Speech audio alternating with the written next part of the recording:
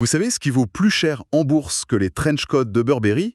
Des petites figurines en plastique. Ça peut paraître complètement dingue, mais c'est la réalité de Games Workshop, la maison mère de Warhammer.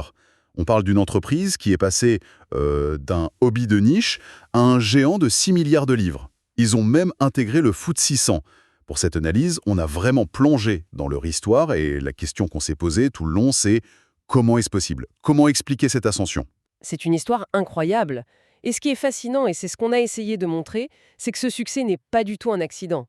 Derrière, il y a une mécanique, un modèle économique d'une précision chirurgicale. Alors justement, parlons-en de ce modèle. Le premier pilier qu'on décortique dans l'article, c'est leur contrôle. Il est absolu. Oui, c'est ça. Ils contrôlent tout, de la conception des figurines à Nottingham.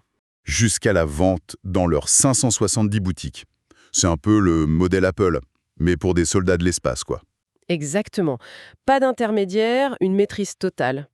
Et ça leur permet de cultiver ce que les fans eux-mêmes appellent, avec un mélange d'affection et un peu d'effroi, le plastic crack. La drogue plastique.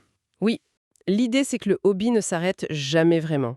Une fois qu'on a une armée, il y a de nouvelles figurines, un nouveau livre de règles, le cycle d'achat est infini.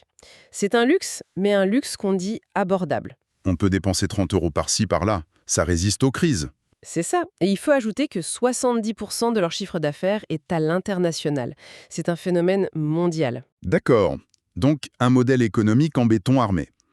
Mais ça suffit pas à expliquer une telle croissance. L'image du hobby a dû changer radicalement, non? On est passé du cliché du geek un peu seul dans sa cave à quelque chose de cool. Ah, mais complètement. Et le symbole de ça, le vrai tournant, c'est Henry Cavill. L'acteur de Superman et de Witcher. Lui-même, quand l'acteur qui joue Superman poste une photo de lui en train de peindre ses figurines, l'impact est juste colossal. Ça décomplexe des milliers de fans et ça rend le hobby désirable pour des millions d'autres. C'est la validation ultime. C'est plus que ça, c'est une bascule stratégique. Et la prochaine étape, c'est la consécration. Amazon Studios qui prépare une série Warhammer 40 000. Avec Cavill d'ailleurs. Oui, avec Cavill. Là, on change de dimension. On entre sur le terrain de jeu de Marvel ou de Star Wars. Le potentiel de transformer cette licence en un univers transmédia est vertigineux. Mais malgré Hollywood, malgré la bourse, le cœur du réacteur, ça reste quand même la communauté. Ces millions de passionnés. C'est eux qui font vivre l'univers. La marque, au fond, c'est eux. Et c'est précisément là que se situe toute la tension. C'est le paradoxe qu'on a voulu mettre en lumière. Le succès a rendu Games Workshop extrêmement protecteur, presque paranoïaque avec sa propriété intellectuelle. Et ça commence à grincer, c'est ça. Ça grince, oui. On a vu des animateurs de talent, des fans de la première heure, se faire interdire de publier leurs créations sur YouTube. On a des histoires de cosplayers qui reçoivent des avertissements. C'est compliqué. C'est terrible comme paradoxe. Ils risquent d'étouffer la créativité même qui a rendu leur univers si attractif au départ. C'est le grand dilemme.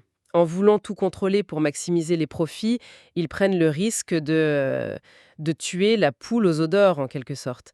La passion des fans, c'est pas une ressource inépuisable. Donc, pour résumer un peu la conclusion de notre article, Games Workshop est vraiment à la croisée des chemins. Ils doivent apprendre à gérer un empire financier sans trahir l'âme qui a fait leur fortune. Exactement. Et ça nous laisse avec une dernière pensée, une question un peu en suspens.